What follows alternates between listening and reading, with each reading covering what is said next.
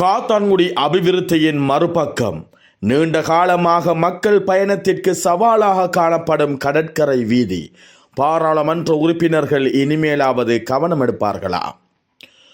காத்தான்குடிக்கு வருபவர்கள் மட்டுமல்ல, அப்பகுதி அபிவிருத்தி தொடர்பாக பலரும் பெருமை பாராட்டும் வண்ணம் பிரதான வீதி, அதில் கம்பீரமாக காட்சியளிக்கும் பேரீச்ச மரங்கள், பலஸ்தீனத்தில் உள்ள பள்ளிவாயல் தோற்றத்தில் நிர்மாணிக்கப்பட்ட பெரிய ஜும்மா பள்ளிவாயல், விசாலமான கடற்கரை என்று காத்தான்குடியின் அடையாளமாக திகழ்ந்தாலும் இவையெல்லாம் வெறும் வெளித்தோற்றம்தானா என கேட்கும் அளவிற்கு உள்வீதிகள், வடிகான்கள், தெருமின் விளக்குகள், கழிவு முகாமைத்துவம் என்பன இன்னும் அபிவிருத்தியின் மறுபக்கங்களாகவே காணப்படுகிறது.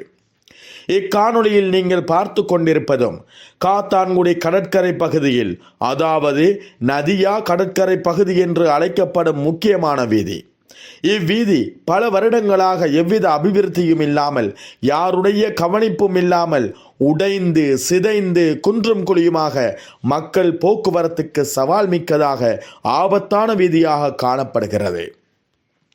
இப்பகுதி இரவு நேரங்களில் போதிய அளவு வெளிச்சம் இல்லாத காரணத்தினால் குப்பைகளை வீசுதல் மற்றும் போதை பாவனை, கலாச்சார சீர்கேடு என்பன நடைபெறுவதாக தெரிவிக்கப்படுகிறது. பல முறை ஊடகங்களில் இது தொடர்பாக சுட்டிக்காட்டியும் இதுவரை எவ்வித அபிவிருத்தி முயற்சிகளும் எடுக்கப்பட்டதாக தெரியவில்லை. இவ்வீதி கடற்கரைக்கு வருகை தரும் மக்கள் மட்டுமல்லாது அப்பகுதியில் வசிக்கும் மக்களின் பிரதான போக்குவரத்து பாதையுமாகும். மட்டக்களப்பு மாவட்ட பாராளுமன்ற உறுப்பினர்களான எம் ஹிஸ்புல்லா மற்றும் MS நலீம், பிரதேச அபிவிருத்தி குழு தலைவர் பாராளுமன்ற உறுப்பினர் கந்தசாமி பிரபு உள்ளிட்டோர் இது தொடர்பில் கவனம் எடுத்து இவ்வீதியை அபிவிருத்தி செய்து தருவார்களா? இந்த அரசாங்கத்திலாவது இப்பகுதி அபிவிருத்தி செய்யப்படுமா? அல்லது மக்கள் தொடர்ந்தும் இன்னல்களுக்கு முகம் கொடுக்க வேண்டிய தான் தலைவிதியா?